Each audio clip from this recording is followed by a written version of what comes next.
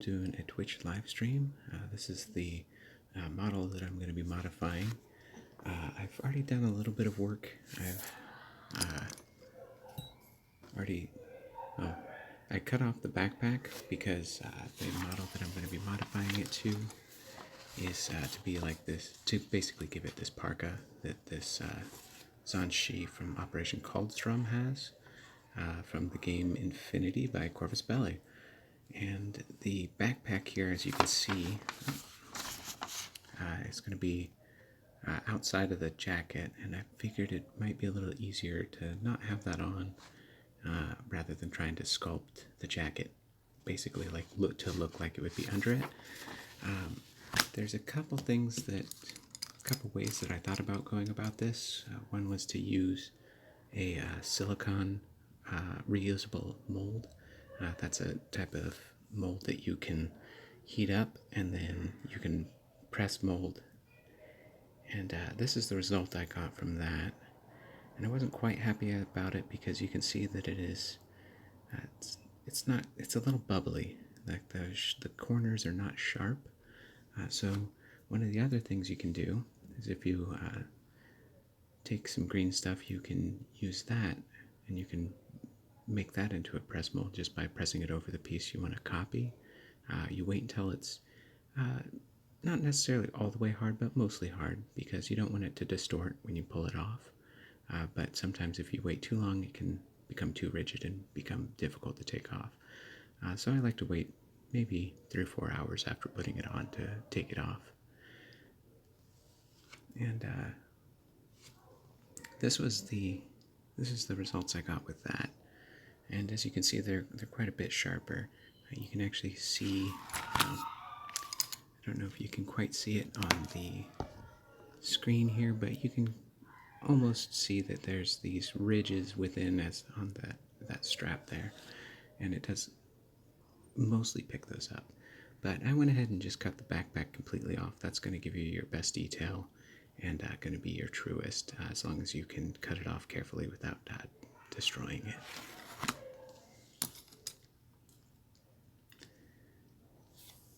So a couple of things here, just quickly, before I start into the sculpt. I'm planning to do this kind of in phases because of the nature of the jacket and the way that this model's arms are coming together.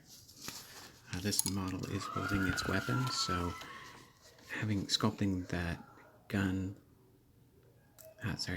that jacket on while it is. Are you talking about the loud screaming, or am I talking? Because there's apparently a party going on in one of the apartment complexes next to mine, or apartment rooms. But I'm going to be, basically it's going to be difficult to sculpt that jacket on while the model's arms are on. So I'm kind of going to be doing it in 2 phases where I sculpt the arms and then I will sculpt the jacket, and then that way I can press both the arms on to the jacket. That way the green stuff will basically be pushed around by those arms when they go on, and that'll kind of lock it in place. It's a little difficult to do that without doing it in phases. So I think my first step is going to be start working on those arms.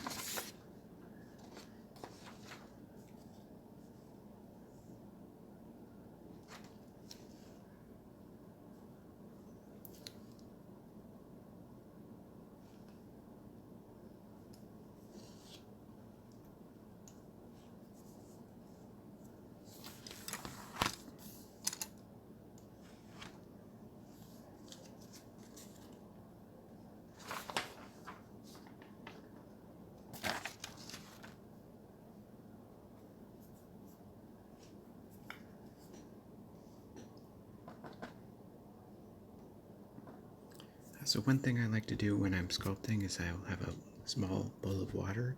That's just to keep my tools and my fingers wet so that the 2-part epoxy does not stick to them quite so much. So I'm just going to kind of pull out some small equal parts amounts of light green stuff. or blue-yellow epoxy.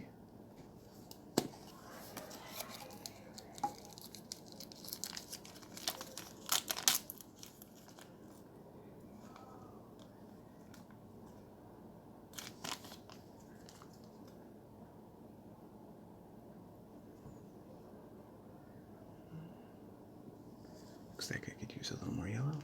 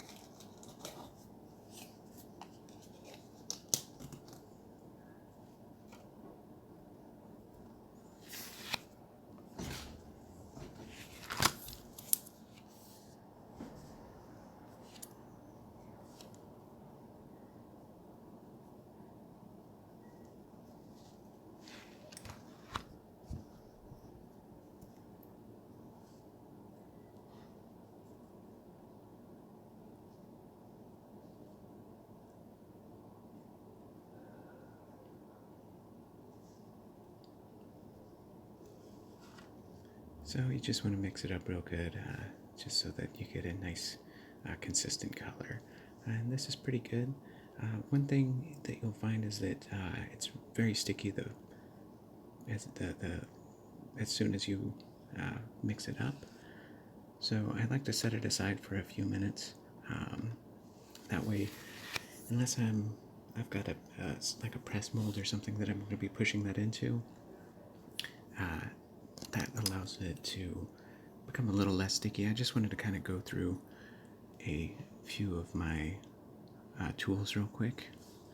So this is basically the only metal tool that I'll really use, or metal sculpting tool, besides this one here, which is a needle tool. You can get these at clay shops. They're very good for just basically making holes if you're going to be doing things like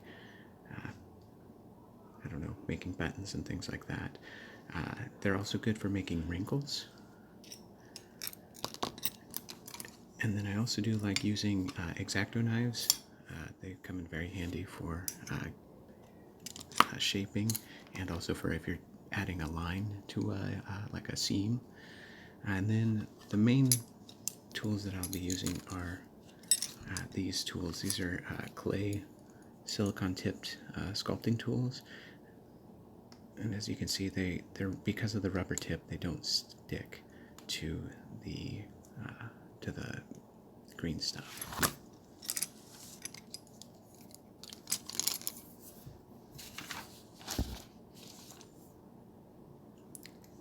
So I've got my, well, let's see if I can get that to focus right, because otherwise it's going to be, I think that'll work. So I've mixed up probably enough to do both arms here. Even though it looks like a small amount, you'll be surprised. I oftentimes mix up far too much when I'm going to be doing something that is small. Even this right here may be too much for this one arm.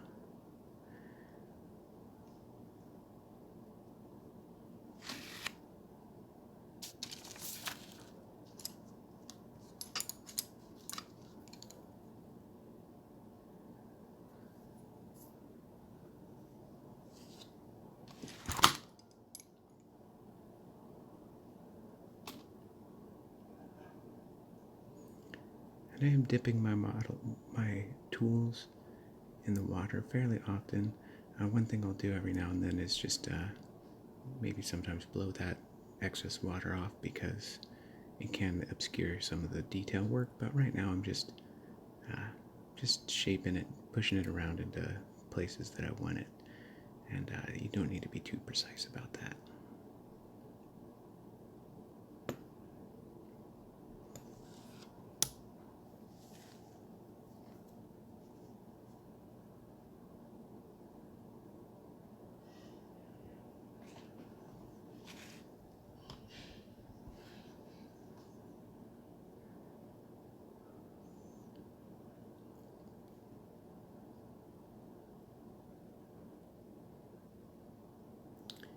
One thing I didn't mention, I also, with these arms, the Zanshi has kind of these gauntleted hands and forearm guards, and I went ahead and just removed those forearm guards with an X-Acto and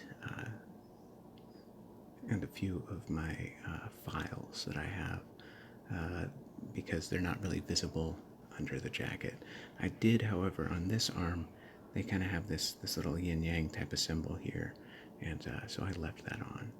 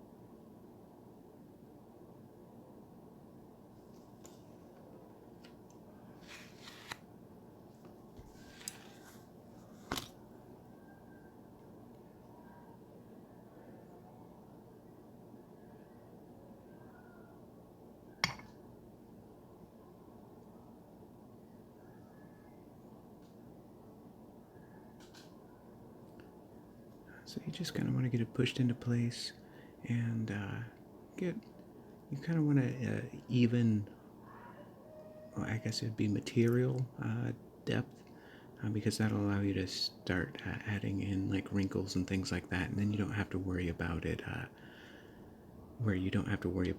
hitting into bare metal, and then suddenly you have a wrinkle that goes directly into a flat spot and then wrinkles out again. But I think this is about where I want it to where I can start adding in a little more detail and take a look at what is going on with my reference.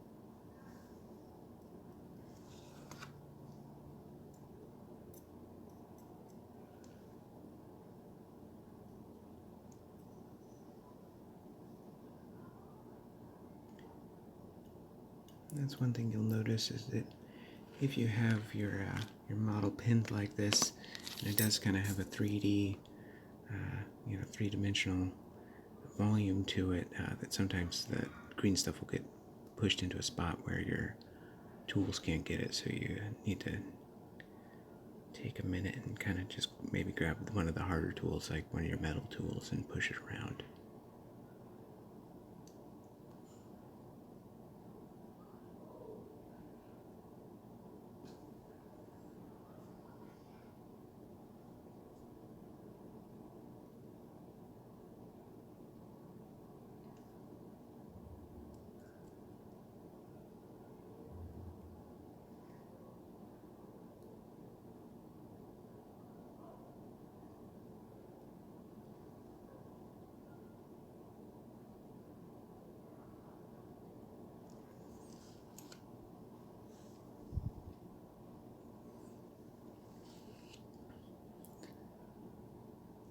So looking at my reference photo here, um, I can see that they kind of have this cuff here, and it's maybe even more apparent here.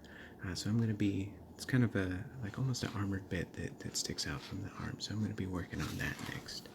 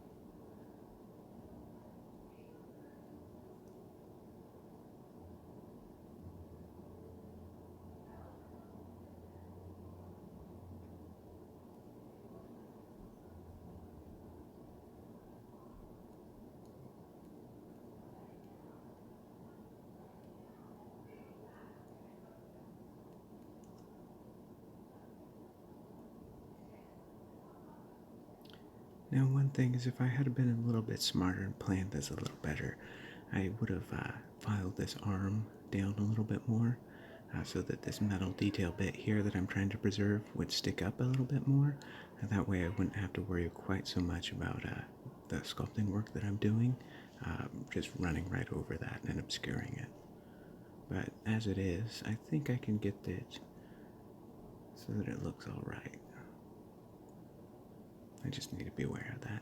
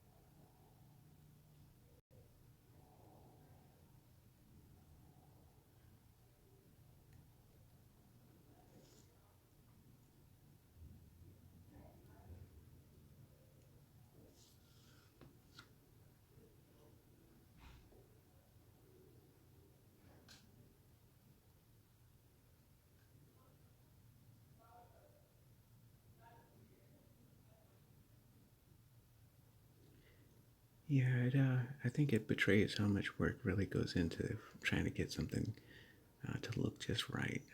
Because right now it's definitely also a little bit harder to do it in this format because I'm used to having this uh, model basically right up on my nose so I can see it detailed. It's a little more difficult when I have a phone in between me and the sculpture. It's just a little more difficult to maneuver. But we'll see once I get things set up a little bit better. Maybe I can make it a little easier for me to keep things on the camera, for one, and make it a little easier on myself. Because right now, I have to say, this is a little more frustrating than I'm normally used to.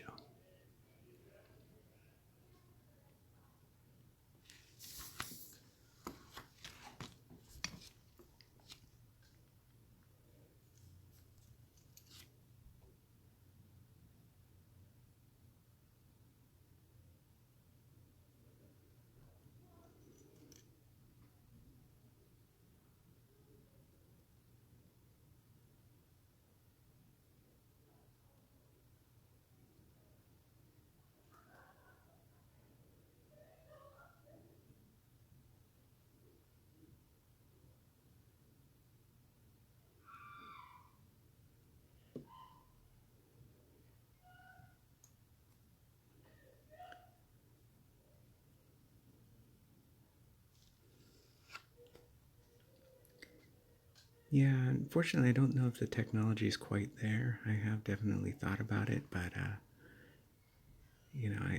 don't trust those ads that you see in the tabloids for those robot eyes. I just don't quite trust them yet.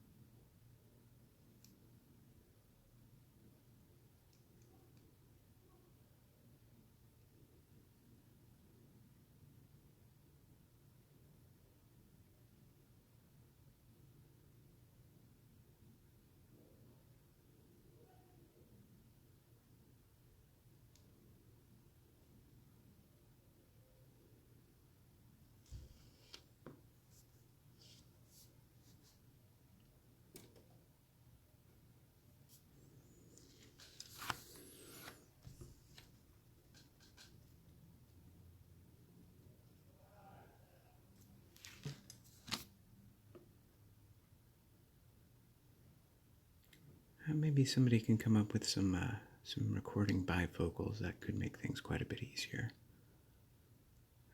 I don't think a GoPro would catch what I'm actually doing. I'd probably be looking right above what I'd be doing.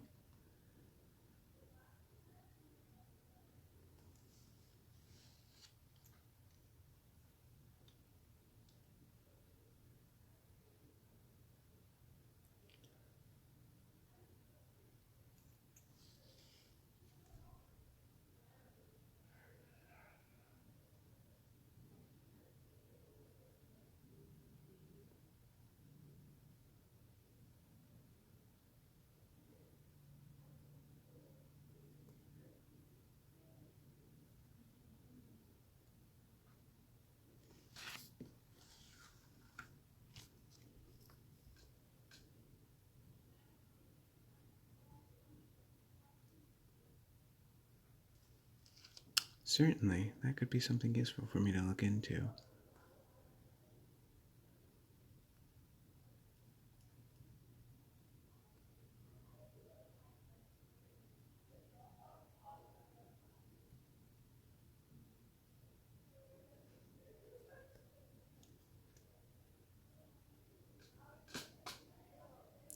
So I'm looking at my reference and I noticed that I'm maybe making this a little longer than it needs to be.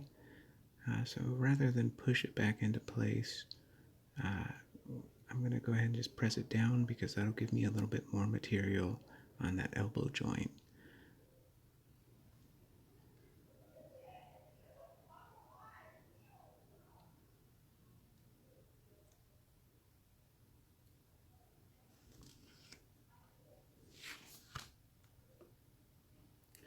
It's a silicone rubber, so it's a lot softer than anything metal and gives you just enough play and it doesn't stick to the green stuff. Or unless the green stuff is really, really sticky.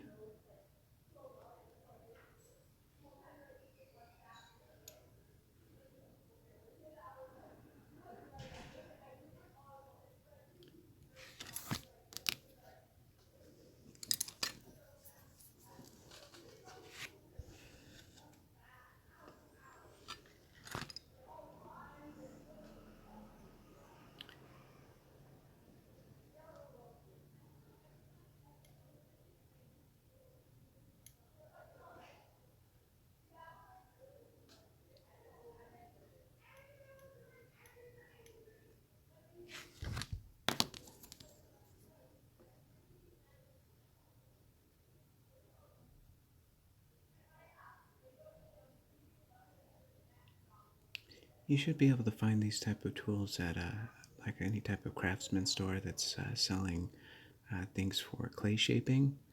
Uh, that's basically what these are for, is for doing ceramic work. But they work wonderfully for green stuff sculpting as well.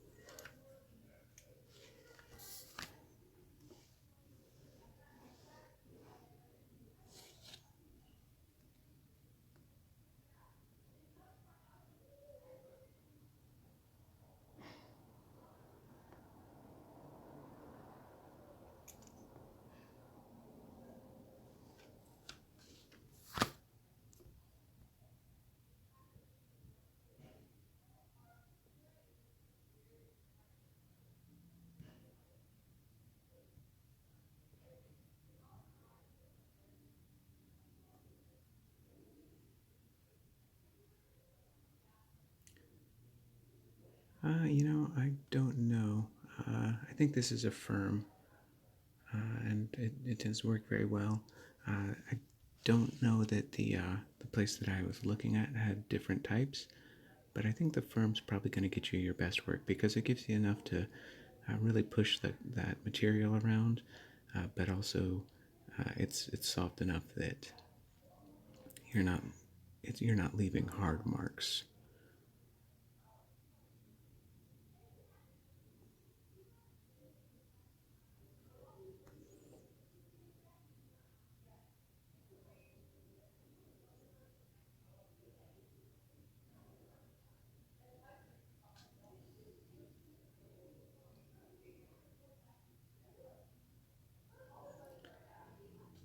I'm gonna go ahead and start making some wrinkles where that elbow would be, because I think I'm gonna need to go back in after I make those and do some more sculpting.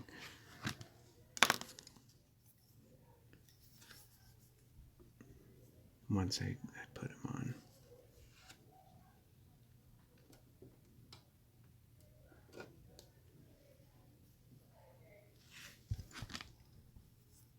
Just once again, I'm generally wetting my tools down quite a bit, and then I'll just kind of wipe off any of that excess water with my fingers.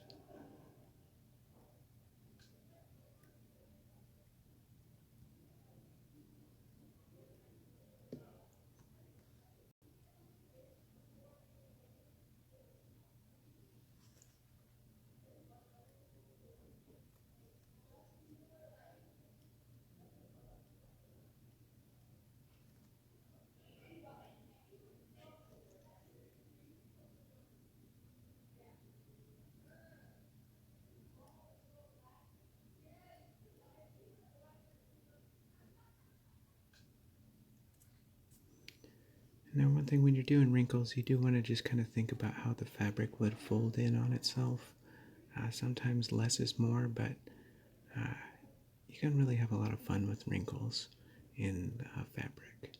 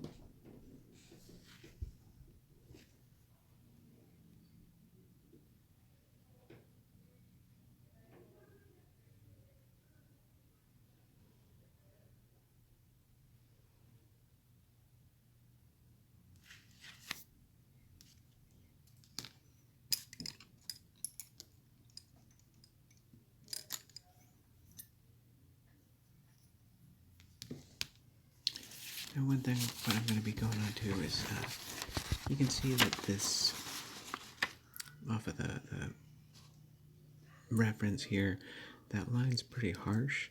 So I'm going to be taking my X-Acto and trying to basically make that transition a little bit more noticeable on this model, because right now it kind of all just blends together and that really looks like a separate piece. So I'm just going to try and define that a little bit more.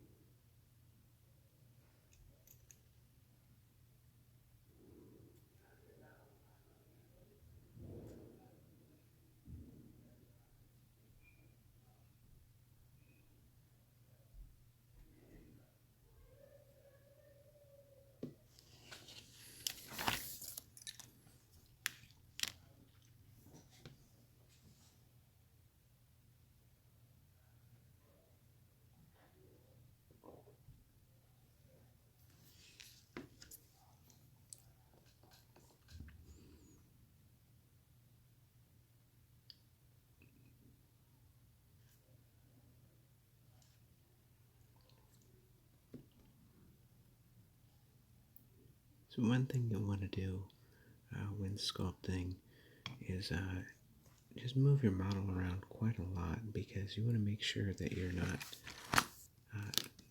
all sculpting from one angle.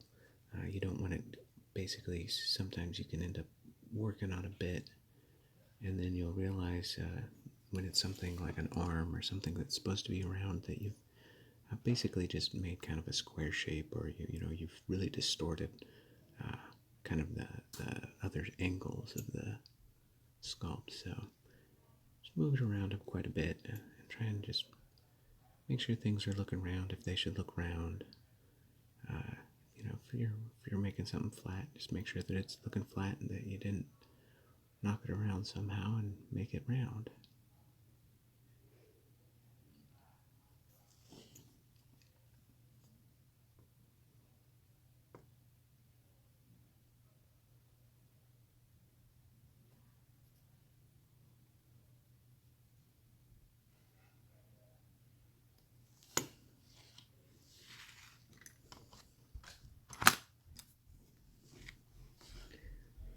So usually I try and work small with my green stuff. Usually I've got about 2.5 to 3 good hours of working on it.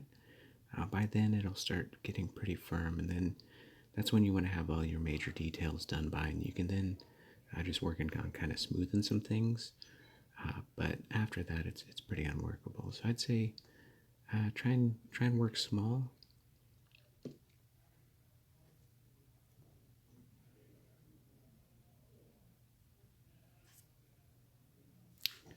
Okay, I think I'm pretty much happy where this is at the moment. As you can see, there's kind of this the shoulder pad design I'm gonna go ahead and skip for now.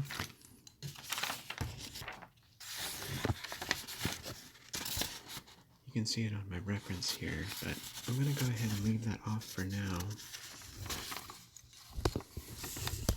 because I'm gonna go ahead and do some of the detail work here, such as that kind of that seam line that goes down this kind of weird cuff thing. And then I'm not sure if it goes on the model itself, on whether the fabric, none of the reference photos that I have, except for that one that's based off the drawing, or sorry, only the drawing reference photo actually seems to have that. So I'm just going to put the one that I can see on the models themselves. Now I don't have those models with me. Ultimately that's what I would try and emulate if I had them with me, but since I don't, I'm just going to do this.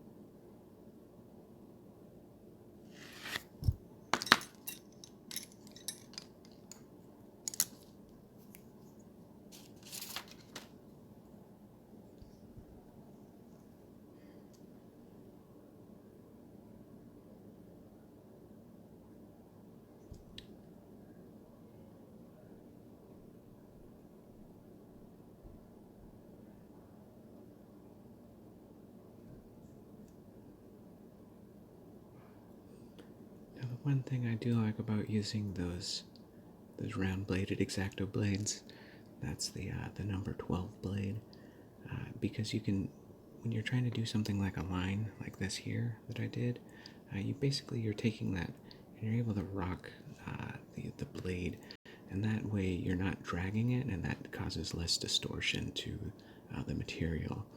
So if it's something where it's supposed to have an abrupt end that has this nice sharp clean edge, if I took a flat X-Acto and dragged it, or even took that one and dragged it, it would pull this bit out a lot more. But because you're using kind of that rocking motion, it just kind of you're just basically pressing the blade in rather than cutting or tearing.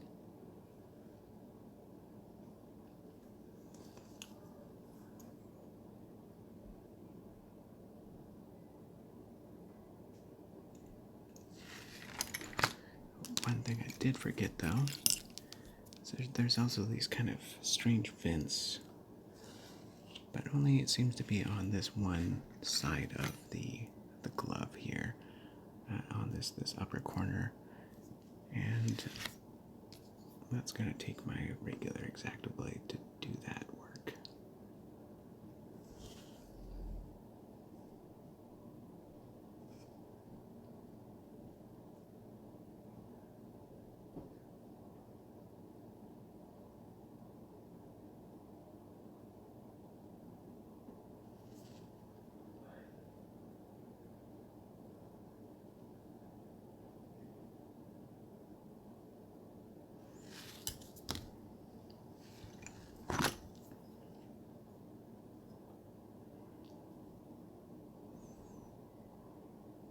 I'm just trying to make sure that I have these going to be pushing. They're kind of diagonally angled, so I want to make sure that I have them angled in the right direction, but I think they're about like this.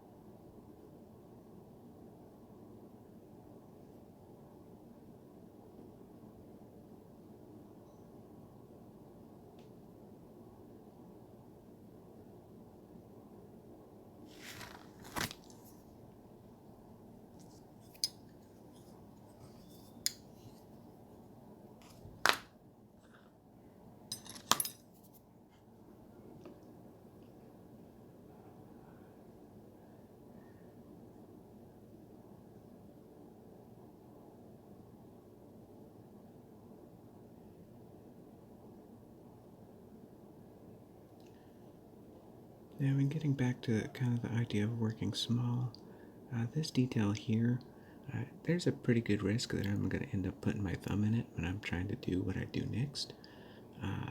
So this might be a case where it might be better just to even try to break this arm up into 3 phases. But since I've already decided to go into 2 phases, just do it in 2. I'm going to see how that goes for me and see if I can make sure I don't smush it too badly. But what my plan is that I'm going to go ahead and attach this arm to my model here because it kind of rests on her thigh here, and I want that green stuff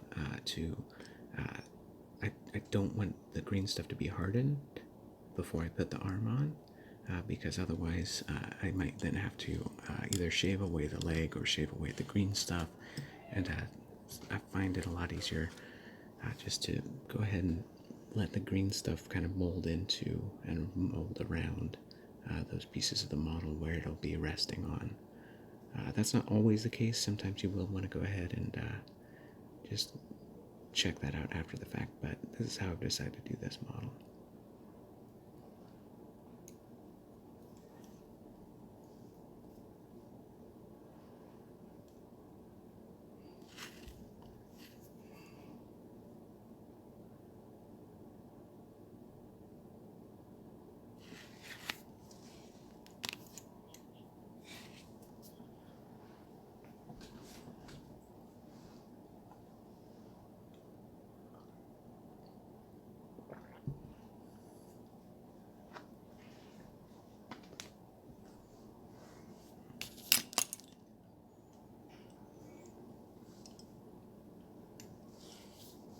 So for this transition, just so I can get things on camera, I think it's going to be easier to go ahead and pop this model off.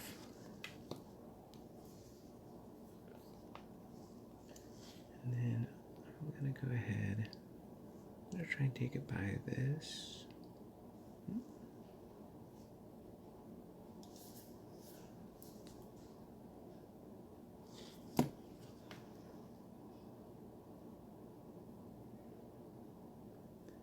And this is why I didn't want to do that shoulder detail, because I knew that I'd have to push into that shoulder, and that wasn't something that I wanted to go ahead and rebuild after this step.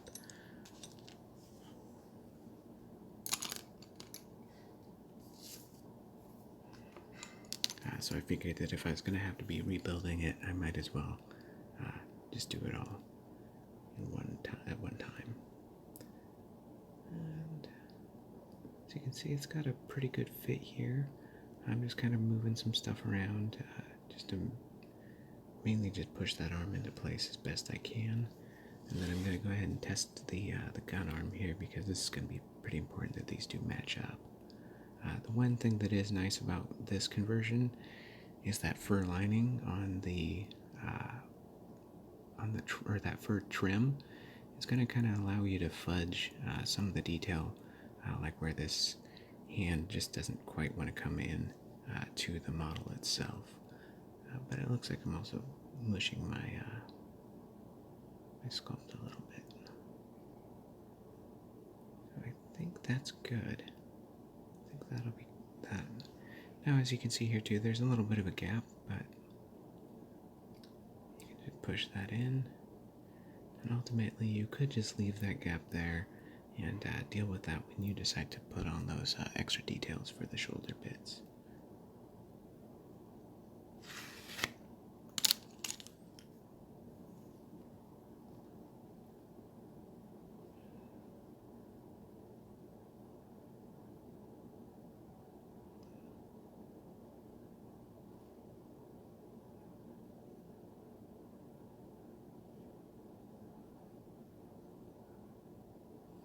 You just want to remember, when you're doing folds, they're kind of going to originate from areas where the fabric is compressing, such as around the elbows and under the armpits and things like that.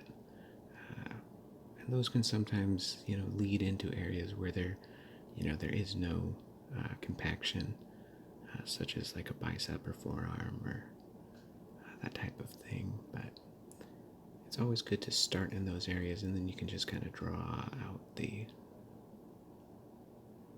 fold.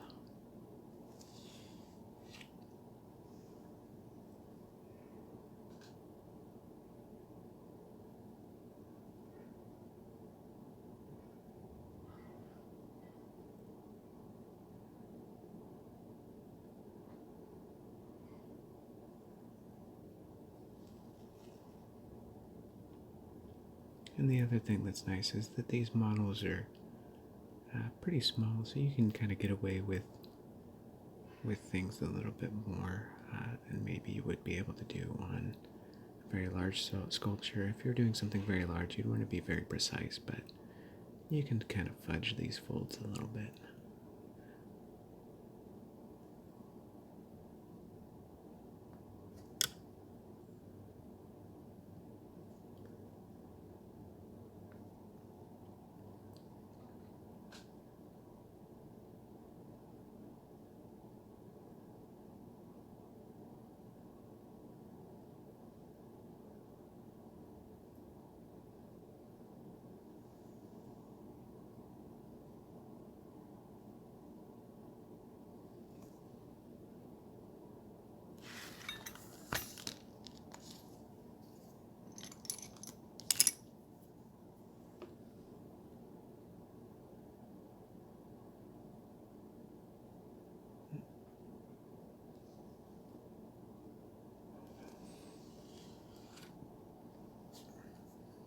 Okay, I think I can go ahead and put the model itself back on this pin vise here, so that I'm not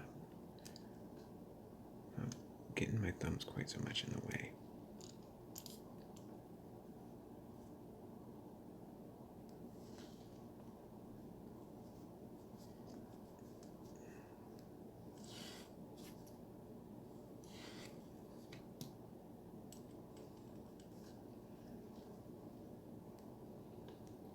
And really, that's why I like using a stand when I'm sculpting, is more just so that I don't accidentally end up stuffing my thumb right into something that I just sculpted. It does happen quite often, and sure, if I continue these, that'll happen at some point, because generally it's when I end up trying to do more than I probably really should, and instead of stopping because I still have some pliable green stuff, I end up starting working on something else, and then stuff my finger right into what I previously sculpted.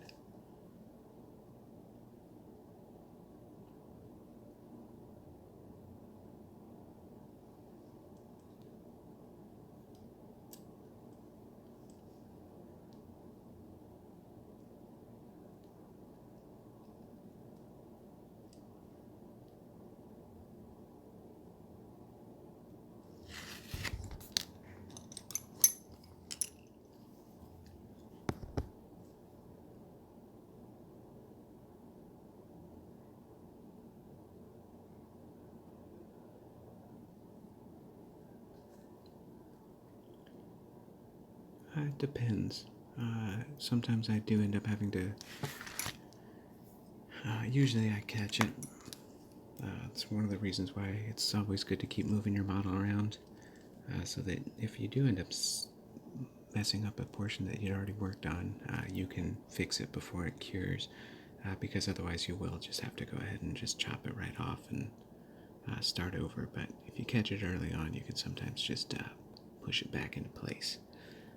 That's why it's good practice if you're doing something very detailed, to just do that and then let it completely cure before going on to the next thing, because your finger will find that bit that you were working on, and it will destroy what you put your time into if you let it.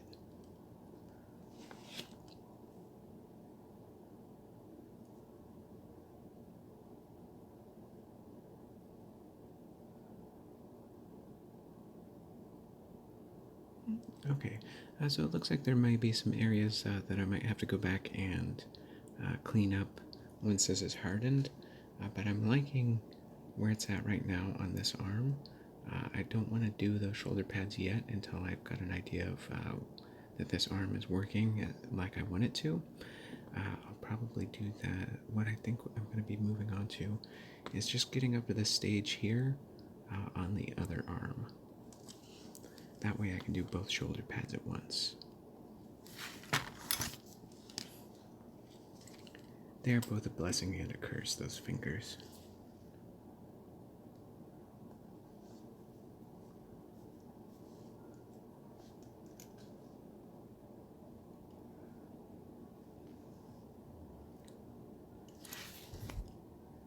So the one thing that is nice is with this one is I don't need to worry about that small metal bit, so I can be a little bit quicker.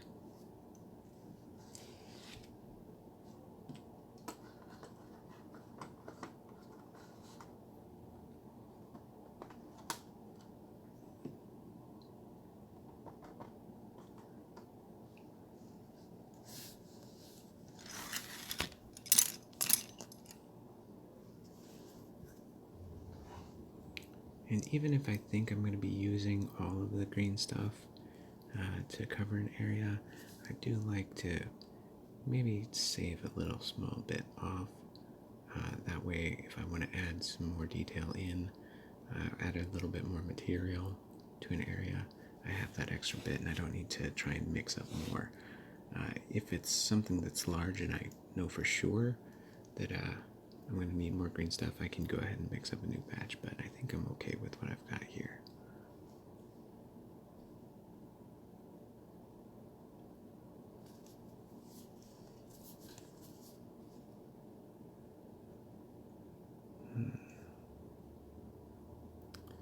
I do think I've run into a small snag here. This has come unglued from what I had pinned it to. So I'm going to pull off the green stuff and I'm going to get a little bit of glue.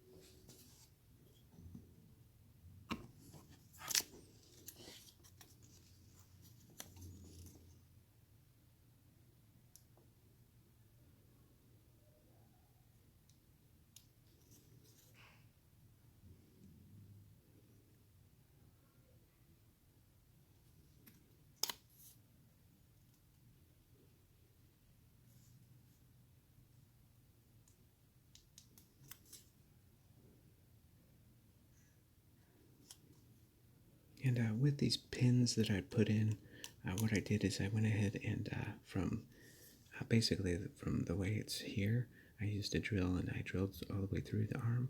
And then I glued the arm to the model itself. And then I went in with the drill once the glue had set and went ahead and just punched it right through the model so that I could get those holes lined up. And then I glued the, just using a very small amount of glue, went ahead and glued the pin into the model and with a little more glue, glued it into the arm. And then went ahead and take a file and just filed down any of the excess. So got a pretty smooth area here. I may need to clean that up, but I don't think I need to worry about that right now since I'm not going to be doing any work on that shoulder pad.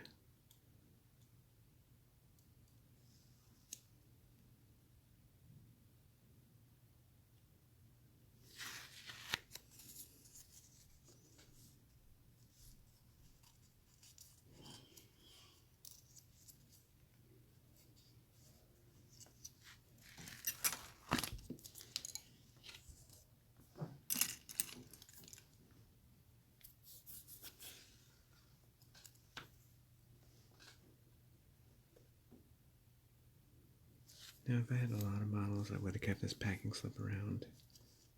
And, I'll go ahead and unfold it because there is a little more use I could potentially get out of it. And if I need to glue some more things.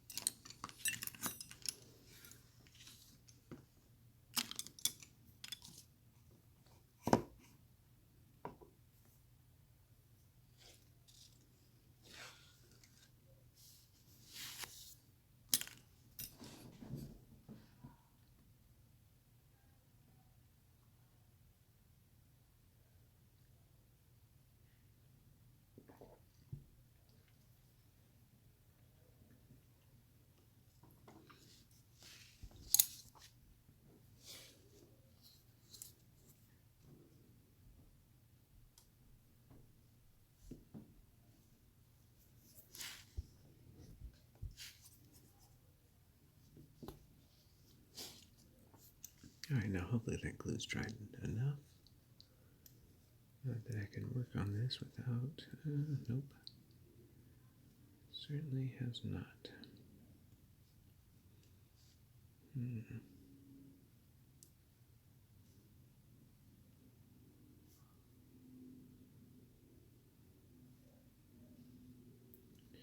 Well, I'm going to go and make this hard on myself and just going to try and sculpt because, again, I don't need to worry too much about that shoulder bit yet.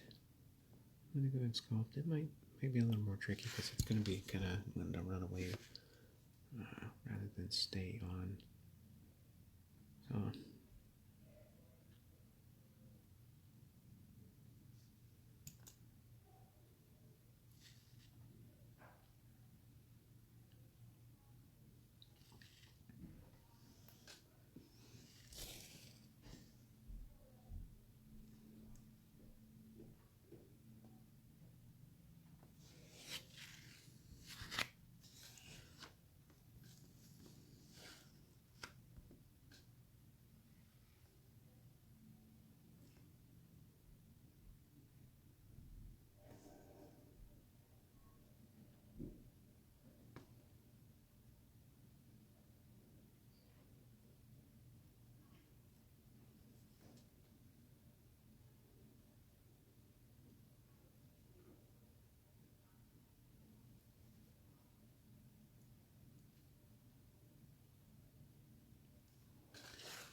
So one thing to keep in mind is when this model is put together, you're probably not going to see this portion at all, so you don't need to be too careful, but I do always kind of like to work on those secret spaces that maybe won't be seen.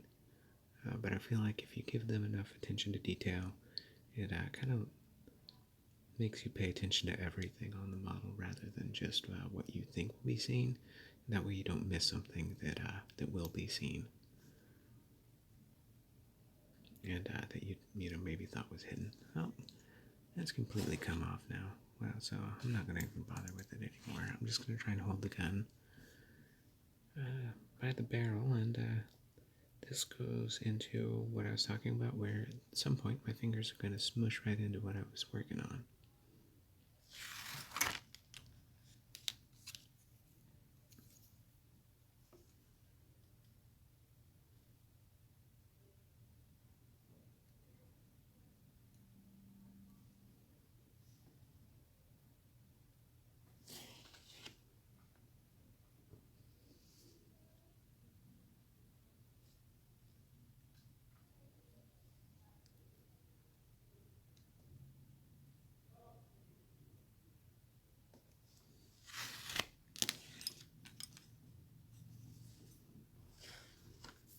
And when I want to move a lot of material around, but I'm not doing a lot of detail work, I'll go ahead and switch over to my metal tools, because that's really where you can just be a lot more brutal with the material. Just really mush things around so that you've got a nice even coverage.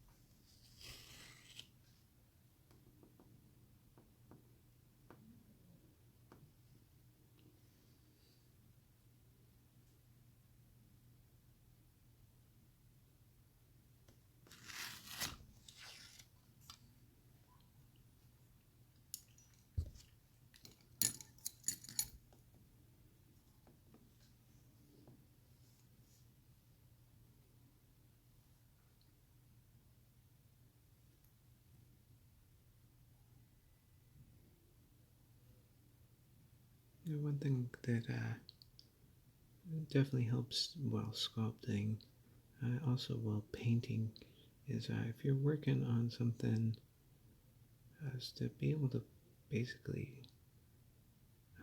it's more difficult when both of your hands are free floating. So if you can kind of just anchor them to each other, it definitely helps with your control.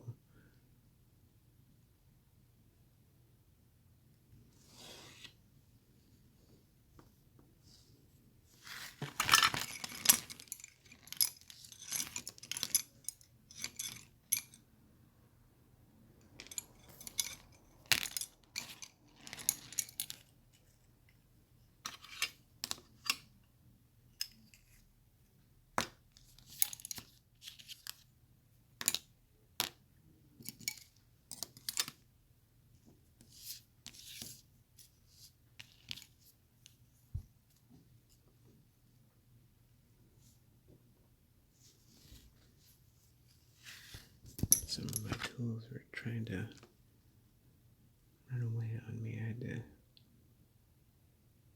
just adjust them a little bit.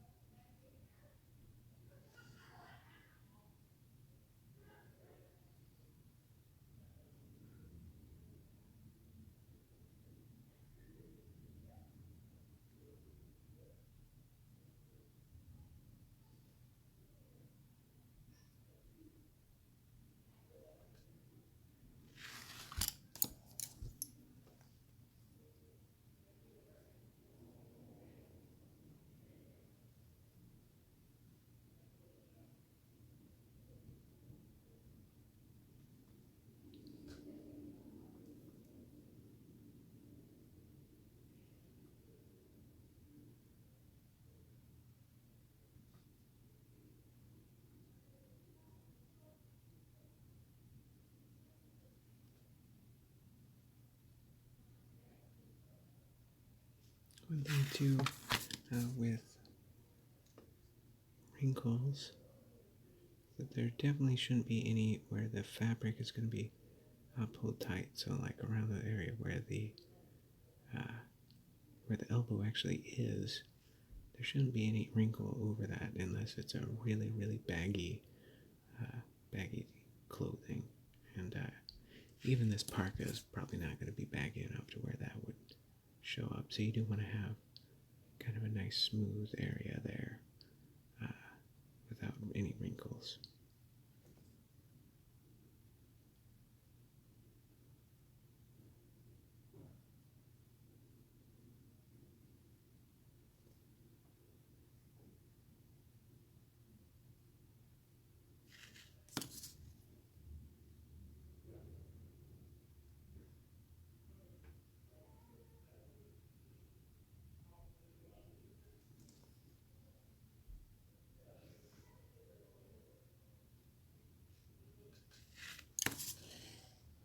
I'm just going to compare that quickly with my model here. Just kind of make sure that that length of that weird little extra sleeve bit is matching up. It looks like this one's a little bit shorter. I'll go ahead and just pull that out a little bit more.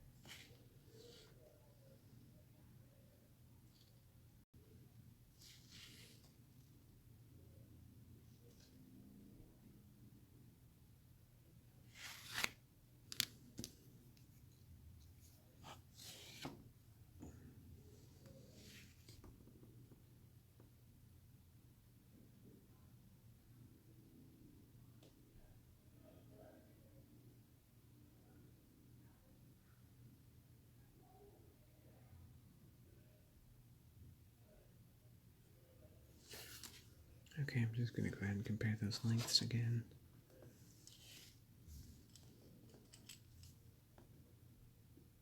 And that sleeve bit, you know, I think that's just about perfect. That basically goes from the wrist back.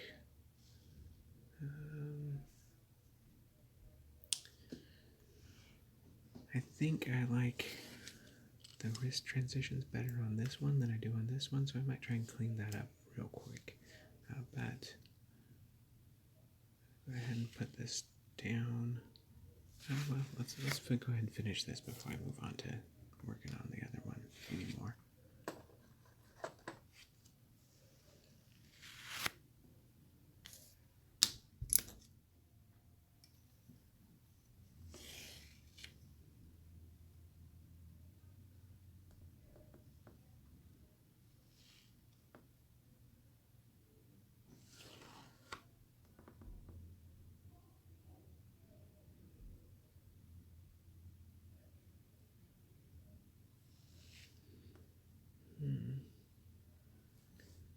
Now, as you can see, I definitely screwed up and did not get that down the middle.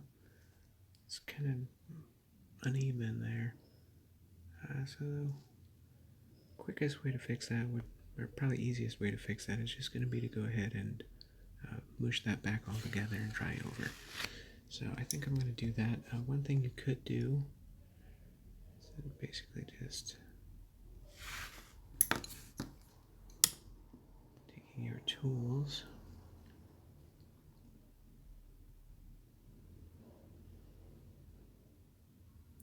dragging that back over, but you know, often that's going to distort your line, and I don't particularly like that. So I'm just going to kind of try and blend this all back together using some pressure, but not too much, because I don't want it to completely ruin the shape. I am going to have to go back in and do a little bit of cleanup to push it back into the shape that it was. But, you know, I'm not just completely mushing it.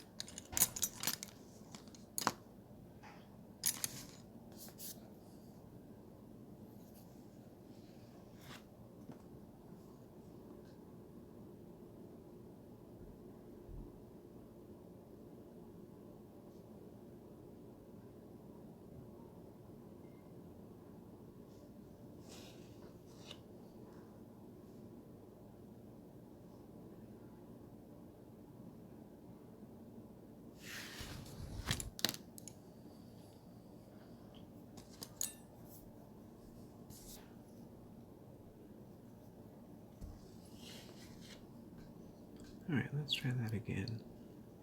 I'm going to go ahead and just make a test bit right here just so that I can make sure that that's in the middle before I go any further. Because, as you saw, it took quite a bit of work to just get it back to where I was ready to try this again. I think that's good. At least that's going to be close enough to where I think I am willing to accept the results. Let's give it a shot. Once again, it's just kind of using that rocking motion, basically, or using the rounded edge of the blade to push into that. I think it's good. Just trying to find a couple areas here.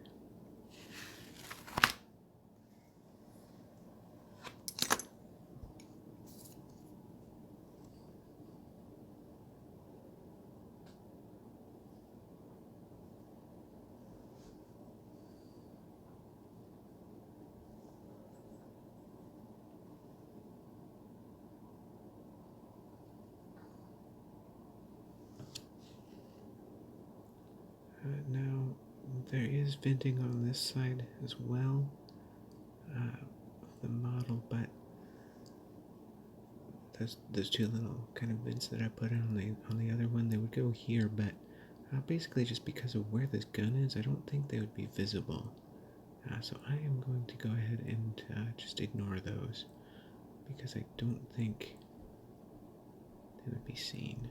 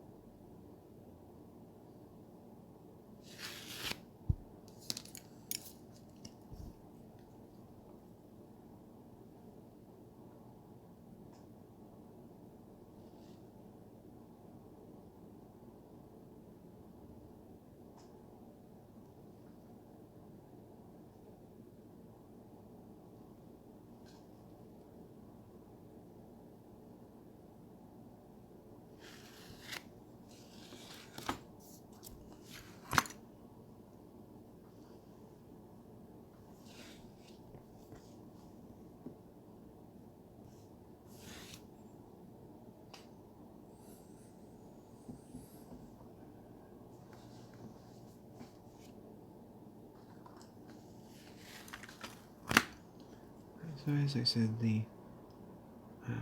this kind of extract, well,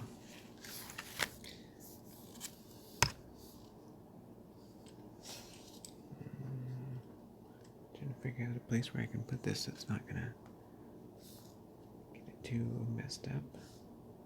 Hopefully I won't stuff my arm onto. Okay, so on the other arm, I felt like this portion here was a little bit nicer. I'm gonna go ahead and try and change that on this one.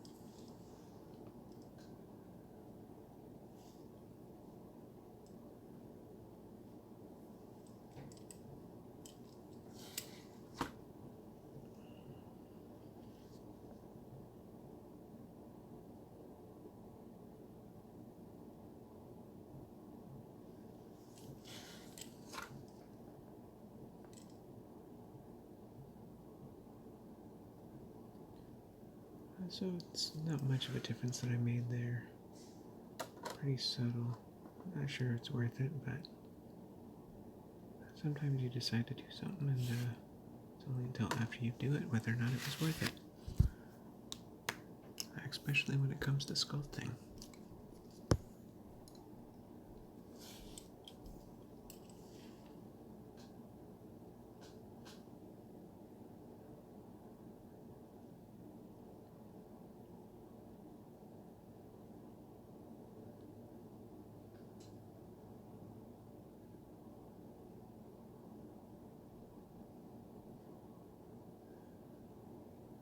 Please, nobody take that as life advice, because that's terrible life advice.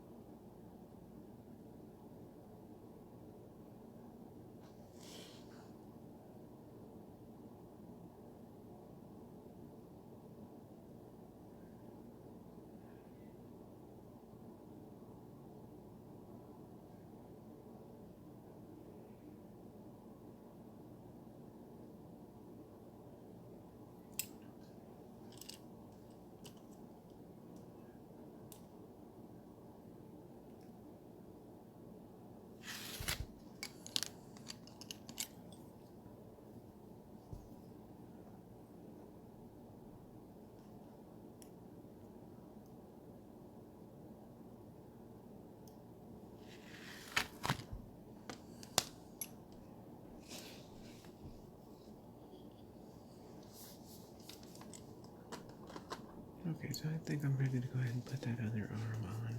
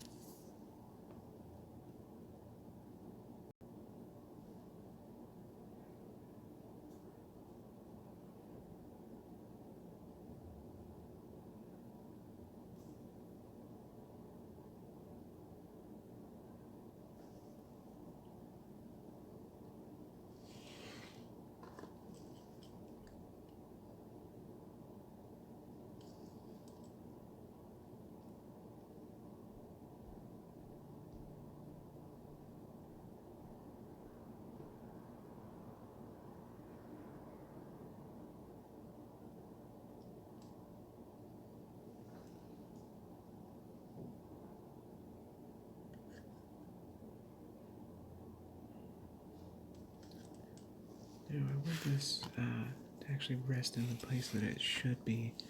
So I'm going to go ahead and just push it just enough of this so that I can get in between the gap in the arm.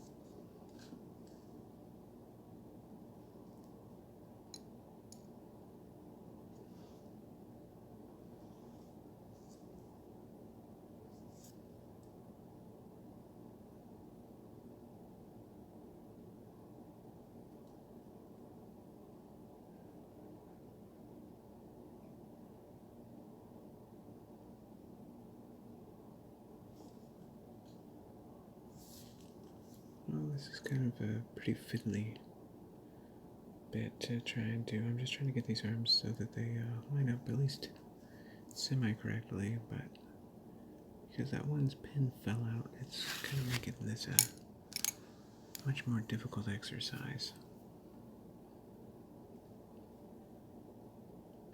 But as you can see, we've basically got both of those arms done. They just need that shoulder pad, and then they'll need the fur trimming. And that trimming will probably end up saving for the last, because that's also going to go around the hood. Now the one thing is I'm still trying to decide whether I should give her the hood over the face, or not over the face, but over the head, or if I should have it down. So that's maybe something I'll throw to the crowd when I get back to this. But I think I'm at a point right now where I am at an end. I do have a little bit more green stuff on hand, and there is that big temptation to maybe try and do something more with it. But one thing that I've found that kind of helps curb that is I just have this silicone mold here of a tire, and I use these for basing because they kind of have a junkyard theme on some of my models. So I'll just throw that a little bit of extra here. And I have some kind of failed press molds that I'm also going to go ahead and throw in there, just kind of as extra bits, just to kind of fill it up so that I don't have to have a ton of green stuff in there. You just push it, and any excess you have into that, and then you're done with that. You don't need to worry about it.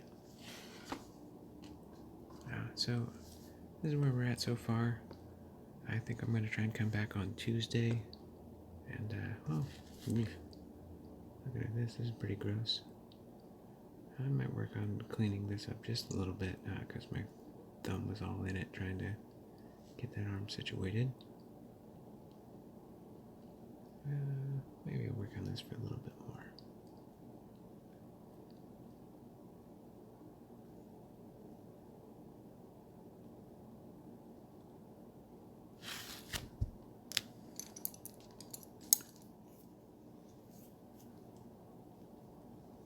Oh, and see, you know what?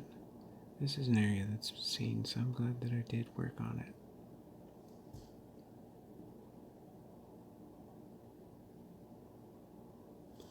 Alright, well, I think I've got it to a point where I think I'm ready to let it set.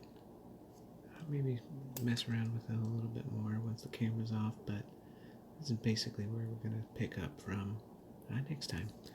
So, I hope you enjoyed it, and maybe we'll have you come by again.